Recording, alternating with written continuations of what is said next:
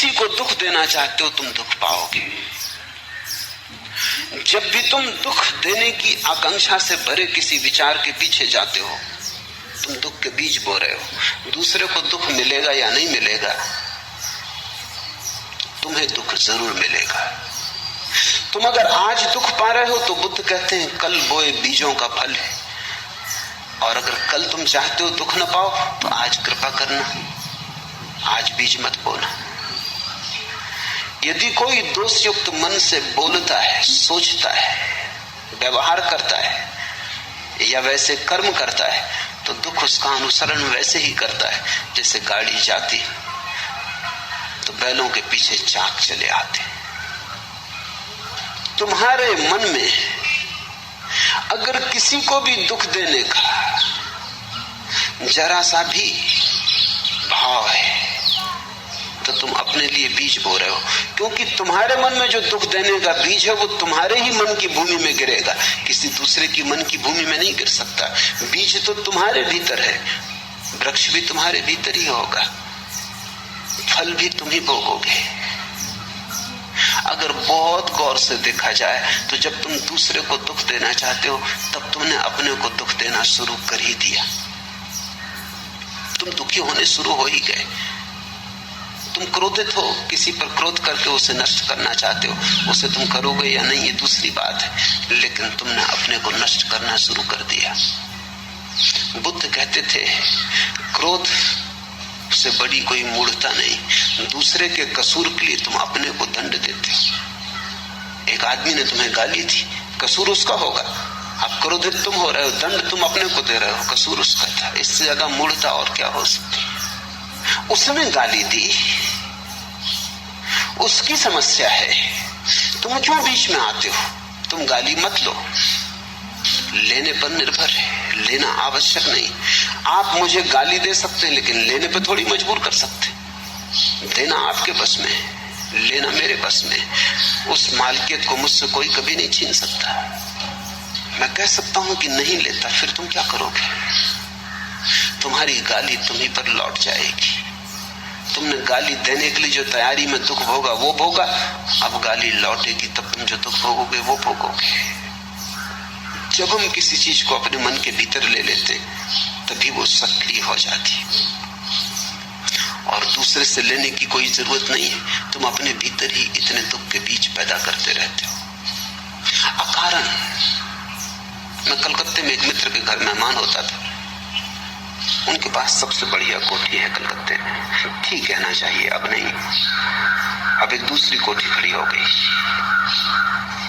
पड़ोस में खड़ी हो गई। जब मैं उनके घर मेहमान होता था तो वो हमेशा अपने मकान में मुझे ले जाते। कई बार दिखा चुके थे मगर फिर दिखाते, उनका रस खत्म नहीं होता था। स्विमिंग पूल, बगीचा सब दिखाते। उनकी आदत थी, ये मान के मैं जब भी वो दिखाते फिर इस तरह उत्सुकता लेता जैसे कभी नहीं देखा है। मगर आखिरी बार जब उनके घर गया तो उन्होंने मकान न दिखाया। मैं थोड़ा हैरान हुआ, क्या ये आदमी बदल गया।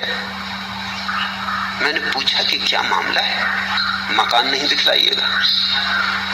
कहने लगे क्या खाक दिखलाएं, क्या हुआ।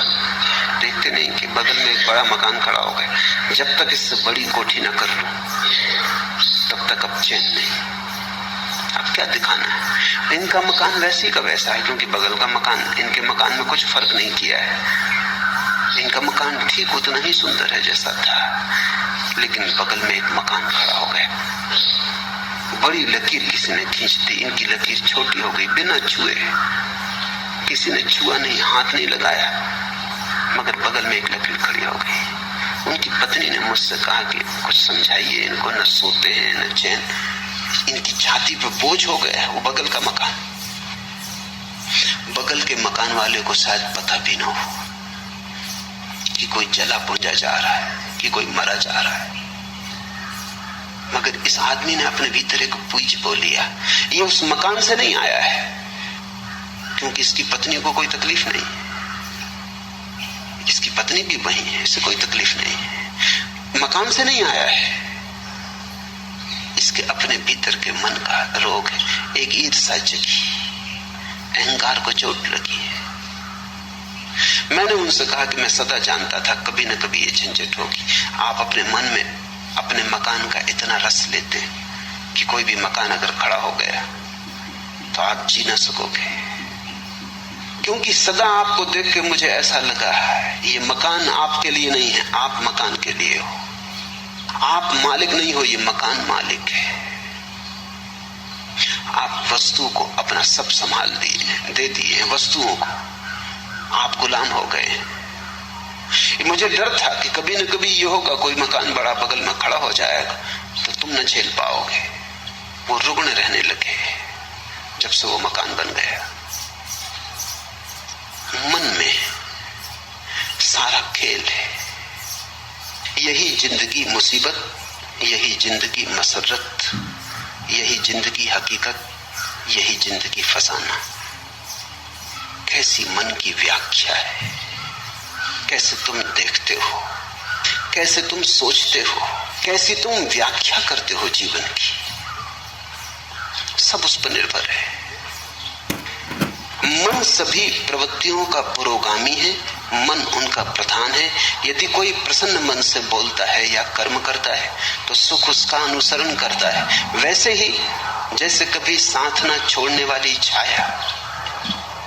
अगर तुम दुखी हो तो अपने को कारण जानना, अगर सुखी हो तो अपने को कारण जानना। अपने से बाहर कारण को मत ले जाना, वही धोखा है।